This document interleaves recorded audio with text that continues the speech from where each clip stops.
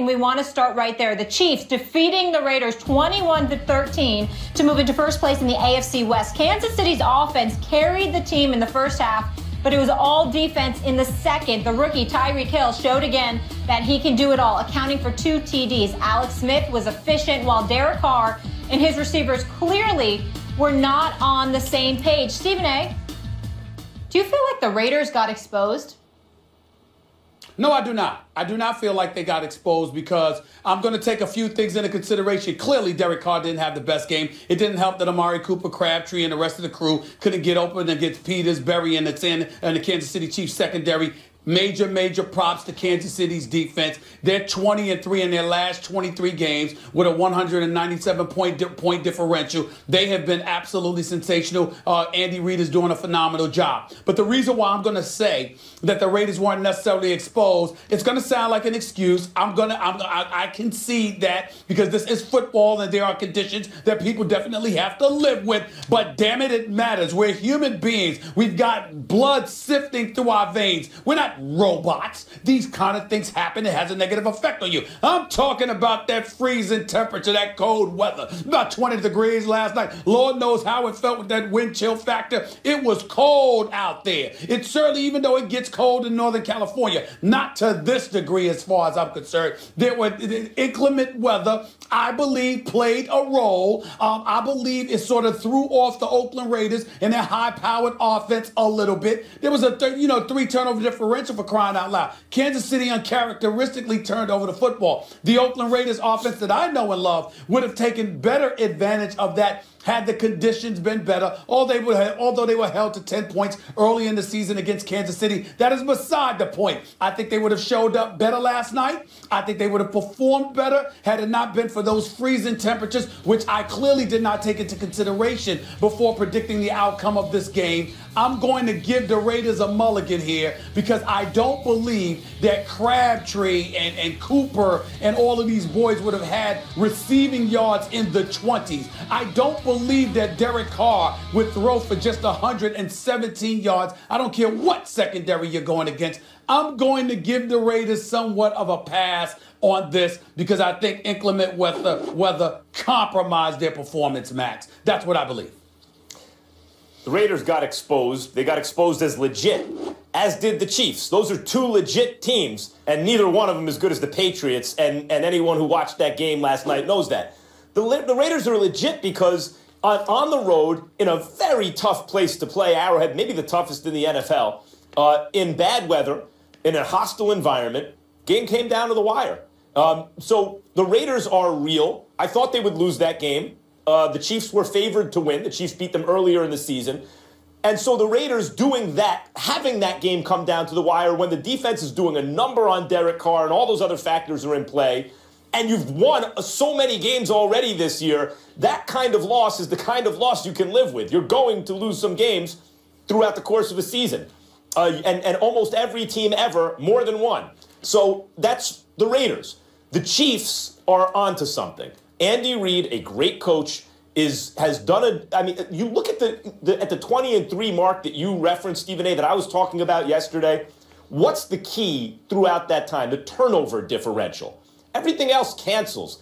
Everything else in football is noise. It's not that your offensive line, the other team's secondary, the running game, all those kind of things aren't significant. They are significant.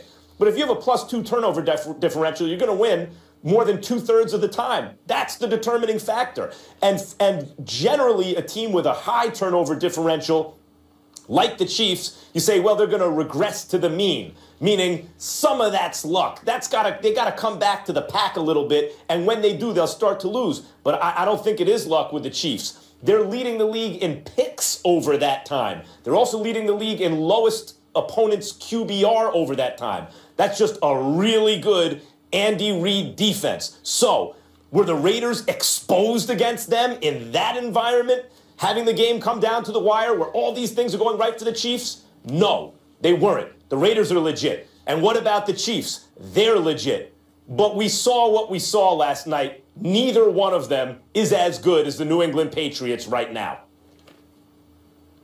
Well, I'm not willing to go that far. I'm not willing to go that far because I think that the New England Patriots took a step back losing Gronkowski. I'm not saying that it's definitive that anybody's better than them, but I do think that we have to give the Chiefs some consideration along with that of the Oakland Raiders. Again, I think the inclement weather, the freezing temperatures last night at Arrowhead Stadium had something to do with curtailing the performance that I anticipated the Oakland Raiders would put forth. In the case of the Kansas City Chiefs, this is a team that's got the 7th ranked defense, okay? Even though it would say they're 29th against the rush, they're 27th against the pass, I think it's a misnomer. I think they find a way to make plays. I think that defense is something to behold. With Houston, with Ali, with Peters, with Berry, and the crew, I think they can make some noise. The problem is it comes down to what Alex Smith can do for you. The one thing that I would say is this, whether it's Spencer Ware running out of the backfield, this kid, Tyreek Hill, punt return, also caught a touchdown. This kid is a noisemaker. He can make some things happen, particularly with his speed. I don't think we saw that element on the Kansas City Chiefs last year. You know, you combine that with Jeremy Macklin's return, because if you've got him come playoff time, along with the Hill, along with some semblance of a running game, and a guy like Alex Smith, who isn't prone to make mistakes, last night notwithstanding, I definitely think you got a reason to worry about the Kansas City Chiefs. Here's what we have to keep our eyes on about the Kansas City Chiefs moving forward. If they get home field advantage, now those temperatures and that environment that you saw last night, it's not going anywhere. And it's something that would work to their advantage. You have to remember that you have a lot of people out there who believe that Bill Belichick cost the New England Patriots a Super Bowl championship because he wasn't willing to put the pedal to the metal as the season waned and ultimately made some questionable decisions where he lost a couple of games late in the season last year, 1 or 2 games. So as a result of that, New England lost home field advantage and then had to go on the road, an AFC Championship game, and then that what happened ended up happening. You got to keep your eyes on that with New England now, because a lot of times we look at the New England Patriots and we get so caught up in what we see from them over the course of a regular season game that what we forget is that at Foxborough, they're lethal, and that's where they usually are because they're so exceptional during the regular season. When they go on the road, what exactly is it that they do? So while we're willing to sit up there and say, all right, Oakland, their defense is suspect, even though their offense is high-powered. Kansas City, Alex Smith is basically a game manager, and they're a really good team. But can they have that dude that can take them over the hump? What we have not taken into consideration is what if one of those teams forces New England to have to come on the road again in a playoff game, particularly an AFC Championship game? I mean, Arrowhead, if anyone has to play the Chiefs at Arrowhead, that's a tall order. But I think if you like the Chiefs, or Chiefs fans, I'm talking to you, if you like your team's chances, part of that is the trajectory of the teams that you can assume right now. One team is not going to have Gronk. The other team is getting Jamal Charles back. Right? So if you think that can create a tipping point, yeah, maybe. But at this moment, what I saw last night, I saw a Raiders team where everything went wrong for them. They still had a shot. I saw a Chiefs team win the way they normally do. I don't think either one is as good as the Patriots. And I want to address the Alex Smith point quickly, Stephen A. Alex Smith is, in many respects, what you're looking for in a quarterback. He doesn't make a lot of mistakes generally, and he's not going to lose you the game. And he's mobile. He can really run.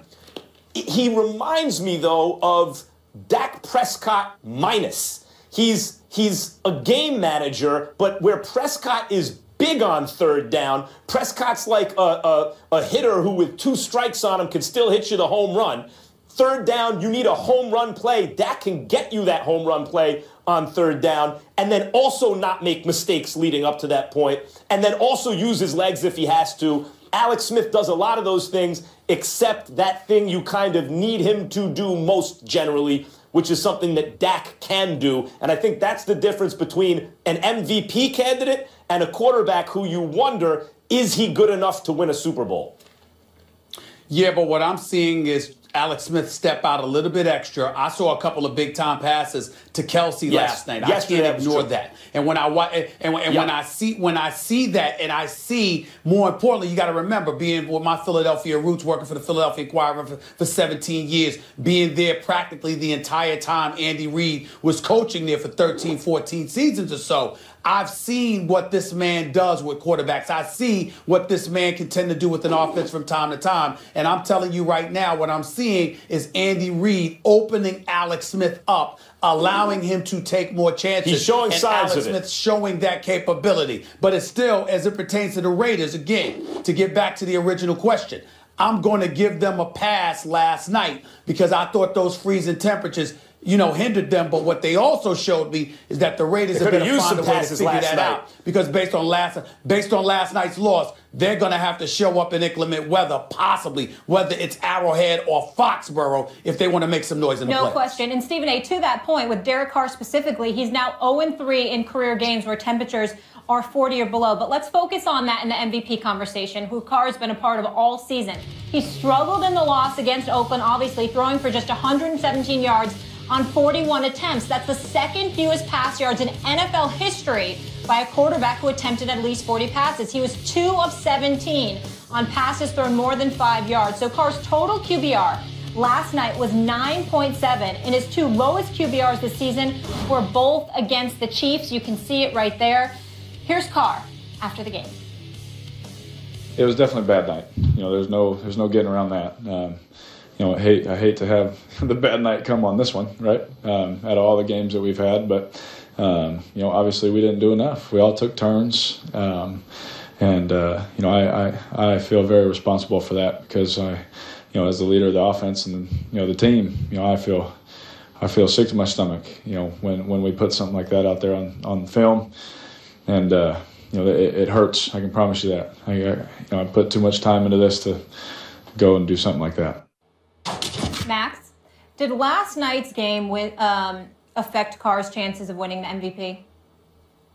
It affected them. I mean, it's not over. It's Dak's to lose, but I thought that before the game. I think Dak's had a better season than Derek Carr. And for those who talk about Dak's offensive line and also the presence of Ezekiel Elliott, I can point to the offensive line on the Raiders and the presence of some excellent receiver. I mean, just an excellent receiving core, arguably the best in the league. So I already thought Dak was the front runner. But now I think there should be a consensus that it's his to lose. And please, with the Tom Brady stuff, Dak Prescott has a higher QBR than Tom Brady, period, and Tom Brady's missed 4 games. That's a ridiculous argument. But Derek Carr could still win it. Let's see what happens with Dak the rest of the way. He is a rookie quarterback. Last night was it's not that it somehow diminishes Derek Carr's season. I still felt like the Raiders were dangerous late in that game, and they were. Because of the presence of Derek Carr. He's a special talent, having a special year. But when you start talking MVP, you got to split hairs. And right now, it's Dak's to lose. Couple of things. I really want Max Kellerman to stop being so disrespectful to Tom Brady, who basically has a rating of 113, a QBR of 89. He's got 19 touchdowns, just 1 interception, and is completing nearly 69% of his passes. Let's not act like, oh my goodness, he doesn't belong in the conversation. That's just disrespectful to arguably the greatest quarterback of this generation. Zip it. Stop it. Stop doing that, okay? That's number one. Number two, when we get to Derek Carr, let's be clear about something here. The race is not over, but he looks bad right now. And here's why he looks bad. Because of what he's done the last 2 games. He completed 54% of his passes in that comeback win over Buffalo. Last night obviously was an awful night, as he admitted. He does have 3 games left. One's against Andrew Luck. All right, first it's against Phillip Rivers. Then it's against Andrew Luck. Then it's against that Denver defense. He shows up and plays big time in those last 3 games. And Oakland wins all 3 games. Then you're talking about a dude that's going to have 13 wins on the season. I don't think you can ignore that. So it's not over by any stretch. But the fact is that he's going to have to show up in an elite fashion in order to capture league MVP honors. It's not because of last night. It's because of the last 2 games combined with the 3 games to go and the way the other guys in the league competing with him for that MVP trophy have been playing. Let me ask you something. I agree that the team's record helps or hurts, has an effect on MVP chances. If he wins 13 games, and I don't know that he will, but let's say he did. I think he'll win 12. That can be more or fewer. Okay, 12. Is that going to be more or fewer than Dak likely? Fewer. So Dak's going to have a higher QBR, likely, more wins on a better team. It seems to me that Dak's the MVP, and as for Tom Brady, because he missed those 4 games, there's no way he can have 13 wins, and he's lost a game, and his QBR is lower than Dak's. I don't see how he's in the conversation. Let's compare apples to apples here. Carr and Dak have played all the games. Well, first of all, Brady could end up with 11 wins. That's number one. Because that's number one. Number two, he could end up with 30-plus touchdowns. He could also end up, still throwing 1 or 2 interceptions on the season with a QBR near the 90s and a rating of over 113. That's number one. Number two, he can end up with the number 1 seed in the AFC. Number 3, and more importantly, when we compare Derek Carr to Dak, we can look at Dak having more wins, but we can look at relatively several pedestrian games on his part where he didn't make mistakes, but he didn't knock your socks off. We can look at the explosive play of Ezekiel Elliott. We can look at the praise that Ezekiel Elliott has been receiving, because you have a situation, which is something we'll talk about later, where you have an owner that might be compromising his quarterback because he keeps talking about his old quarterback who's not a reserve. I know that. I'm going to get there. But the point is, not only do you have that, you have a Hall of Famer who's the all-time leading rusher in NFL history talking about how much he loves what Ezekiel Elliott is doing. So you have all of these supplementary storylines to piggyback off of to respect Dak, but also diminish what he has done, which could affect Carr in a positive manner in an MVP way. Yes, Carr could still, that's why it's Dak's to lose, but Carr could still easily win it. Because when all is said and done, I do not believe Brady will have the highest QBR and everything. He doesn't right now, Dak does. And plus, even if he did, it would have to be by such a margin to make up for the fact that he missed 25% of the season. He's out. I'm just talking about not how the voters are going to vote. I'm talking about a rational approach to awarding MVP. So when you talk about Dak and why he might not win it, it's always this kind of like nonsense, bad MVP voters who aren't very smart type stuff. It's like, well, Ezekiel Elliott's on the team, so they'll split the vote. Okay, that's the reality, but why should that affect Dak? Why does that mean he's not the MVP? Or he's a rookie. He has time. Derek Carr's been in the league a couple years. He's paid more dues. Or Tom Brady's the greatest quarterback of all time, which is true. Let's give it to him. But none of those are actually good MVP arguments. When you look at the actual argument for MVP, at this moment,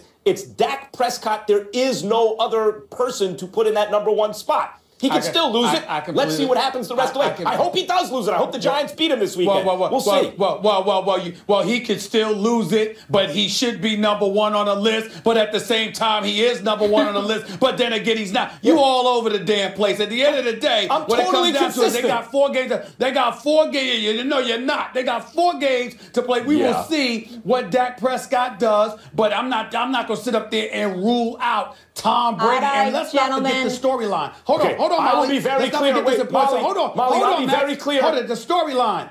Hold on, the storyline. The NFL. You forgot about this, Max. There are people out there that want to see Tom Brady get that NFL MVP because of Deflategate, and they also want to see him win the Super Bowl, so Goodell has to hand him that trophy. They want to see that stuff. Don't forget that. That might influence stuff, too. Okay.